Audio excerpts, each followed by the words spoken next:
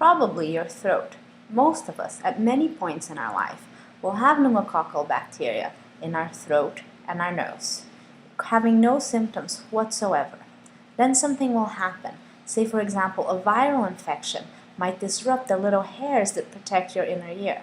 Now, this bacteria can move up from your throat to the inner ear where they do not belong, and this will cause disease. Many.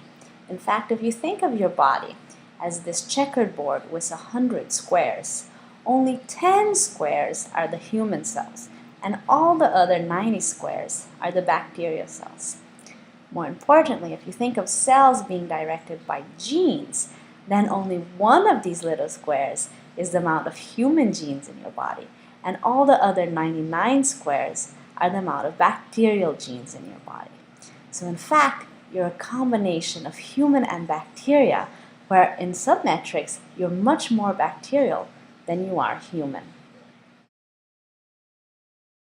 Bacteria can play many very important functions in the healthy human body. The best understood are digestion of your food and protection against disease-causing bacteria. To understand this, we really have to stop thinking of bacteria as isolated creatures. This might make sense in a lab, in a test tube, but it's really not applicable to most natural environments, certainly not to the healthy human body or to the chronic bacterial infection. Bacteria can have very complicated structures. They can live inside these honeycomb-like structures that have fluid channels going through them, and in some cases can even transmit electricity. They're also not just isolated, they can communicate with each other. In fact, they're multilingual. They have a chemical language which allows them to be understood only by very similar bacteria, by an entire species, or across all bacteria. They also have other behaviors, like they exchange DNA or they go into warfare. The warfare might be with a different species, but if they're under a lot of stress, it might even be within their own species. So we have to stop thinking of bacteria as totally isolated bugs and start thinking of them more like a complicated anthill. Well, maybe you're sick because these bacterial cities failed to protect you against the bacteria that has no business in your body. Or maybe you're sick because there was a change in balance and a bacteria that was there in a small amount causing you no harm now is there in a much larger amount and is causing you a lot of harm. Or maybe it's because there was some change that allowed the bacteria to move out of this city into a new part of your body where it has no business and where it can cause disease. In the case of pneumococcus, like into your brain or into your lung. It's also very important to realize that not all bacteria from one species are the same.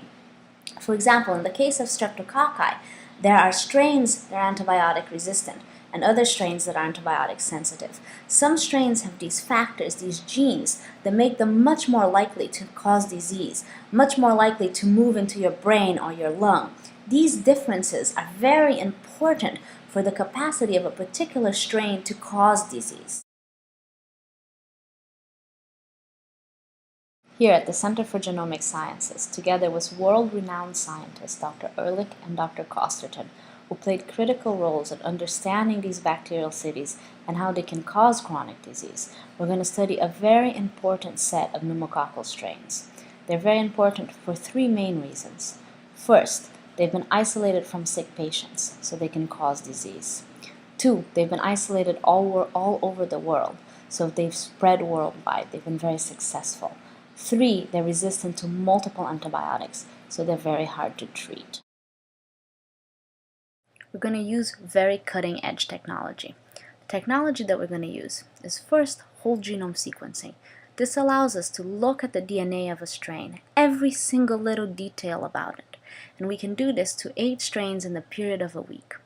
The other technique that we want to use is a gene chip. It's a little chip, it fits in the palm of your hand, and we can look at 12 strains in parallel and determine all the genes that are present or absent in those strains.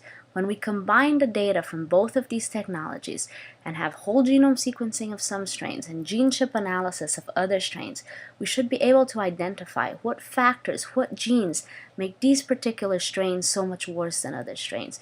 What genes make these so much more likely to cause disease? Once we know what they are, we can target them for prevention, diagnosis, and treatment of pneumococcal disease.